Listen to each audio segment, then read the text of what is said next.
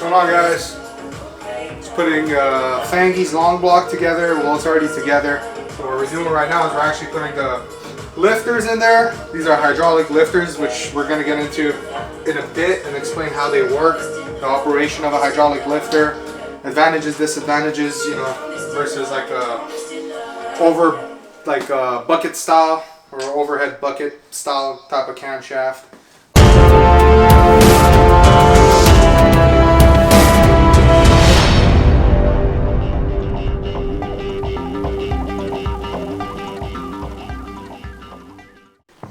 What's going on, guys? Roni with Gera P Performance here again. This is episode 2 of Roni Talks with Saul from Driiven by Passion. So today we're actually going to be talking about hydraulic lifters and actually solid lifters a little bit as well on the 4B11s and RB26s and those kinds of heads. So basically what I have in my hand is a hydraulic lifter. So if you guys take a closer look, you guys might be able to see it. Over here there's a little hole, and then there's a hole up top over here. So basically how a hydraulic lifter works is it takes out the slack between the rocker.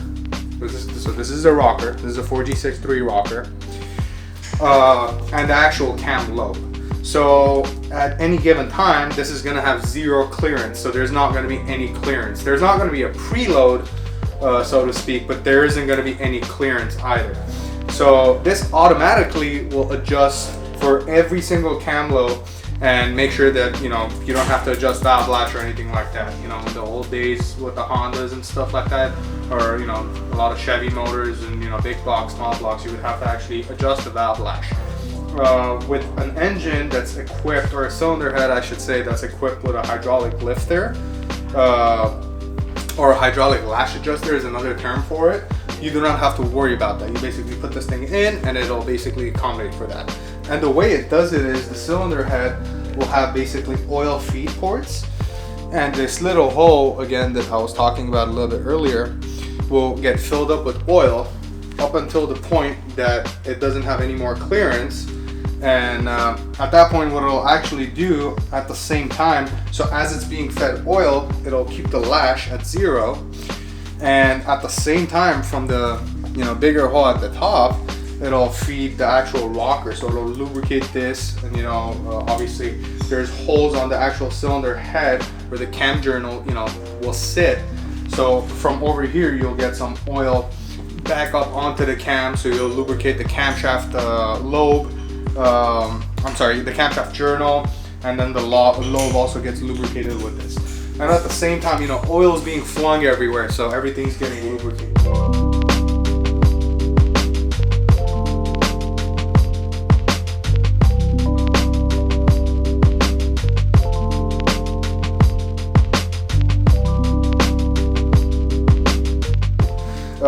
If you guys take a closer look at this top end, or the cylinder head on this engine, you guys will see that there's a lot of assembly lube on here. The reason that we cake it with assembly lube is because once the oil pump starts priming and it starts building oil pressure, the last place that gets fed with oil is the cylinder head, because it has to go through the main oil gallery, it has to go through the crankshaft main journal, feed off to the rod journals, and then once it's done doing all that, then it'll go to the cylinder head. So it's the last place that gets fed with oil. So you want to make sure on a brand new engine you cover it completely with assembly lube. I like using the Redline assembly lube, the new formula, which has been out for years already. They also have a slicker stuff that I don't really like that much. I like this one because it's much more viscous. And you can also use something like a white graphite lube or something like that, which will also prevent from corrosion and stuff like that. But usually these motors, whenever they're put together, they go into service within a few weeks. So you don't really have to worry about rust and corrosion, and the Redline stuff does a great job at protecting it. So again, the reason we cake it with assembly lube is because that's the last place that's going to get fed with oil. So as the engine's turning and there's going to be some, well, we're trying to prevent metal to metal contact, what will happen is the assembly lube will be there to serve as a lubricant until the oil actually gets there and pushes the assembly lube out. At that point, when we're doing a break-in, we'll drain the oil and the assembly lube and all that stuff. And this stuff is actually meant to be ran with engine oil, so it dilutes in the engine oil. So it's a great way of preventing things from wearing.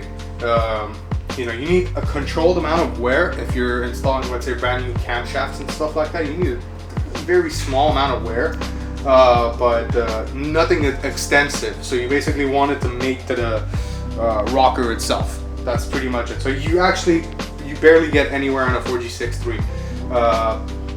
But like a flat tappet style cam, that doesn't relate to what we do here. You would want a little bit more wear. And again, that's where the assembly loop comes in. So, you know, it'll allow for that minimal amount, but it'll still prevent metal to metal contact. So, you know, you're not, you know, basically grinding down parts and sanding them down in the cylinder head.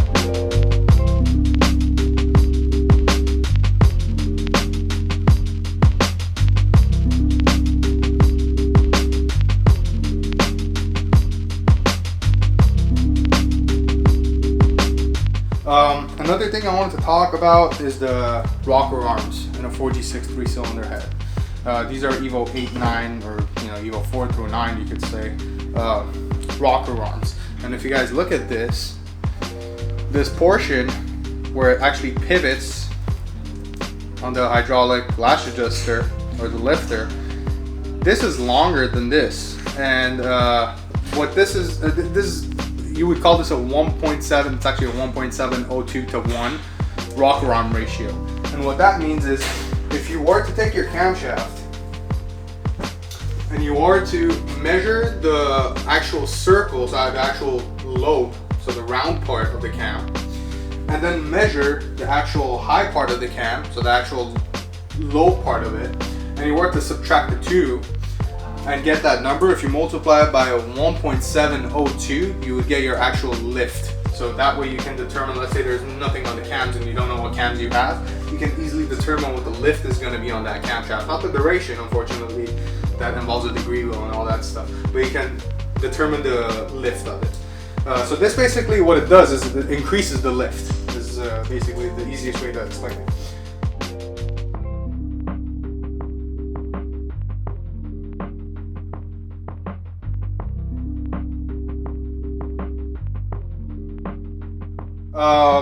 Another type of lash adjuster, I guess you would call it, is the bucket style camshafts, or the bucket style lifters, as you would say. And the bucket styles, they do not, you know, self-adjust. So what you would have to do is you would have to put it on the base circle. So it would be this part of it, not the part that's actually sticking out, not the lumpy part that actually pushes the valve. And you would make sure, you know, you have the proper clearance with a feeler gauge between this and the bucket that's in there. So that's why with the 4B11 stuff and the RB26 stuff, if you're trying to do proper machine work and you don't want to cut the tips of the valves, because that's what a lot of guys will do to basically accommodate for that clearance, you need to go over them one by one and adjust those, you know, replace these buckets and stuff like that and swap them around until you have the desired clearance. But with the 4G63, fortunately, we don't have to worry about that. These lifters do have a tendency of, you know, getting some crap in them usually, and what will happen is basically the spring that's in here, because there's a check valve and a spring over here, and once the oil gets in here, the check valve, it'll take some time for the, if there's pressure on top of it, it'll take some time for the oil to actually relieve from there. If there is pressure on it, then it's not going to relieve at all. So what happens is, you know, dirt and stuff will get in there, and this will not be able to fully inflate. And if you're not fully inflating this and you have some lash, you're gonna get the tick sound that, you know, Evos and DSMs are notorious for, which is the valve tick, you know, or lifter tick, as it's oftenly, you know, commonly referred to. And that's usually because you either don't have thick enough oil in the engine, which is usually not the cause. Usually if you have lifter tick, it's because the lifter is, you know, compromised, and, you know, there's a lot of crap in there and you got to bleed it out. Most of the time, I would say 80% of the time, you can't get everything out, so it's usually best to replace all these. The GSC also, GSC Power Division also offers the zero tick lifters, which are slightly taller, but in reality what it is they have a bigger hole over here and the spring is a lot stronger. So, you know, it's a lot harder for it to basically get clogged up because of that spring in there. And hence they call it the zero tick lifter. So you can still get tick with that if you have crap going in there, but it's a lot less likely for it to happen. This is Fangyis Engine, as I mentioned. So just a quick overview. This is a Gera P Salvage Package Plus. So this engine is actually half concrete filled. Has our same pistons. It has our same rods as we use in every other salvage package. So the Gera P spec diamond pistons, S13 tool steel pins, MPR ring packs, horizontal gas ports, and then we use CP Acrylic Pro Edge beam connecting rods, 156 millimeters. So it's a long rod motor. This is what we offer 99% of the time, unless the customer wants to do a drag motor. Usually we'll do 150 millimeter rod, but usually we do 156 mil rod because the perfect rod to stroke ratio that we achieve.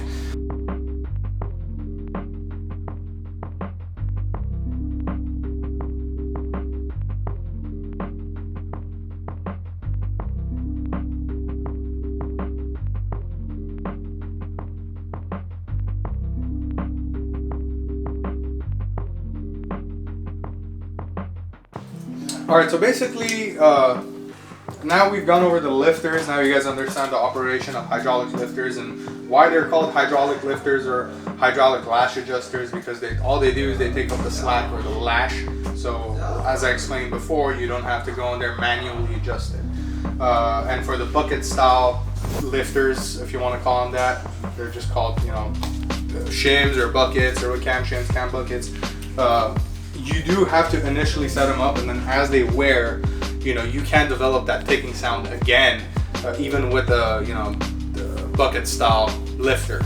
I keep on calling it a lifter because that's pretty much what it is. But with these, basically they'll just take up the slack. The only downside, like I said, is dirt sometimes gets in there, and then once you develop that tick, usually you can try to clean them out, but 90%, 80% of the time it doesn't work out. So you have to replace them with something like the GSC0 ticks, or we love the OEM stuff. They work great. So this is Fangyis long block. This is going to be a half-mile car. So this is our Gera P Salvage Package Plus, which means it's actually I'm not going to turn it, but basically it's half concrete filled.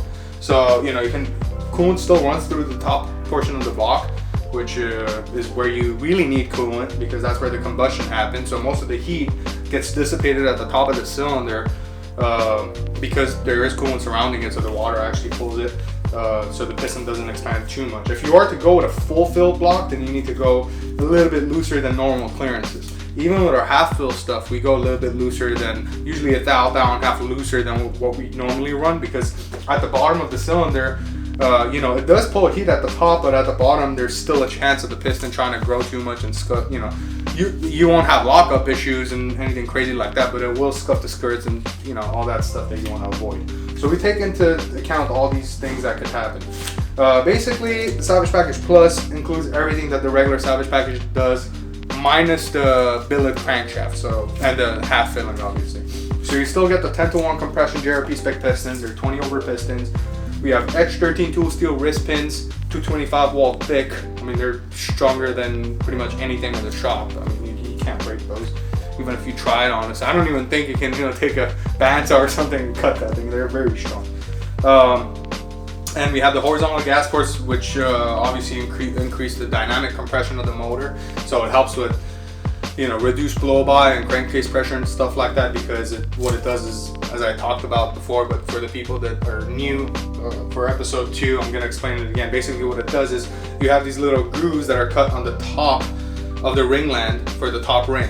And basically what it does is, as you put more pressure on top of that, so whether it's boost or naturally aspirated, or you're spraying it or whatever, the flame front, whenever it pushes down on the crown of the piston, those gases will actually go and they'll go underneath those little grooves and they'll push the top ring, and they'll increase the compression dynamically. So the more boost you throw at it, basically the more compression you'll have.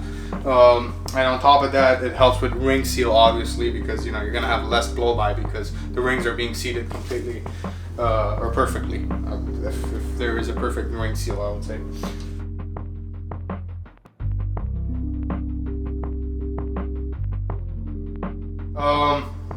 Aside from that, we have a billet crankshaft. So we use Cali's billet crankshaft. This is an 88 millimeter stroke. So this is a long rod motor, 156 millimeter con rods. Custom pistons, obviously, to accommodate for that. The reason that we do that is so we can reduce, because most of these engines are making a lot of power. and revving to 9,000, 9,500, 10,000 RPM on the stock oil pumps. I mean, our balance shaft delete kit and everything has been proven. We don't have any oil pressure problems, even cars that are launching very hard and low 60 foots and stuff like that. It's not a problem as long as you have a good oil pan to accommodate for it, and you're using a good oil that doesn't aerate as fast. And there's a lot of things that you got to consider. But basically, what it also does is it reduces side loading on the piston and the cylinder wall. So on the piston, when I talk about side loading, I'm talking about the skirts of the piston will actually have a lot of wear on them. So if you have a higher rod to stroke ratio, which you achieve with a 156 mil rod on the 2.0 with an 88 mil crank, you reduce that wear, and you also reduce the load on the cylinder, so you don't crack cylinders, you don't scuff cylinders as fast or as easily. So actually with Fangyis, we also have some Kigley high pressure race only valve springs. These are rated for 131 pounds of seat pressure without any shimming, which is insanely high. In fact, it's so high that eventually it's going to wear these cam lobes. But you need something like this if you're going to be putting 50, 60 pounds of boost into a motor and revving it to 10 grand. So you need something that's not going to float, because the last thing you want is for that valve to float, and that piston's coming up very fast, so they're going to kiss. You don't want them to kiss, so that's why you put a very, very stiff valve spring. There's pros and cons to everything. Like I said, usually we use the 5041s from GSC, but we use Kigley stuff if we're trying to make an excess of 50 pounds of boost and we're trying to rev the motor to the moon. Again, because we don't want that valve to we don't want these harmonic vibrations and oscillations to basically lose control of the valve and hit the piston, because it will happen. Also, we're using a set of 288 Telford camshafts. These are basically the highest amount of lift and duration cams that you can run without going to a solid lifter. And you can actually run the 294s, but they highly recommend the solid lifter. So these cams are very, very large camshafts, 288 duration. So these will sound like a big block Chevy with some big ass cam. That's how it'll sound. But they do move the power band to the right a lot, so you lose a lot of bottom end torque. Obviously, everything is a give and take situation when you're building an engine. Same thing with the turbocharger. Everything. These cams are going to be paired with a 6870, so this turbo is actually right there. I don't know if you want to get that. The hot side's off currently, but it's a 6870, an S cover. So it has the anti-surge drilled holes, but it doesn't have the edge cover, so it's not completely open. And I feel like this is a great combination for what Fangy's trying to do, because half mile, you're on the car the whole time, and most of the time the load's going to be in the higher RPM ranges when the car's operating, and the last thing you want to do is load it up at the bottom of the RPM range. And that being said, if you go with like an FP green or an FP red or even an FP black, you want smaller durations cams, duration lift cams, so you can basically have more mid-range or whatever mid-range it'll provide. Usually we go with GSC S2s or S3s. S3s are our favorite cams over here. We literally almost use them for every build. But that's because every build is either a 64, 66 or bigger nowadays. Aside from Saul. Saul is still on an FP red, but it's okay. He is going to go to a 6870 one day. I know, I believe in him. But yeah, that's basically it, guys. I just wanted to talk about the hydraulic lifters and show you guys how they operate and stuff. One also very important thing is you have to bleed them. If they've been sitting, you have to bleed them before you install them, because what will happen is when you put the rocker and when you put the cam on there and you torque it down, even though you might be you might think the valves are closed, it could be puffed up enough so it can actually push down on the valve. And if you don't spin the motor and check for that, you can actually have a piston to valve contact if it's fully inflated. So that's why we deflate them with usually a Allen key, super thin Allen key or whatever. We basically push on that check valve and get all that oil out, and we allow it to basically build the pressure and inflate them as the engine starts running. And it's usually within like 30 seconds of the engine running, it'll be fully inflated and ready to go. So yeah, I think that's pretty much it for episode 2 of Roni Talks. Thank you guys for checking in. We'll see you guys episode 3.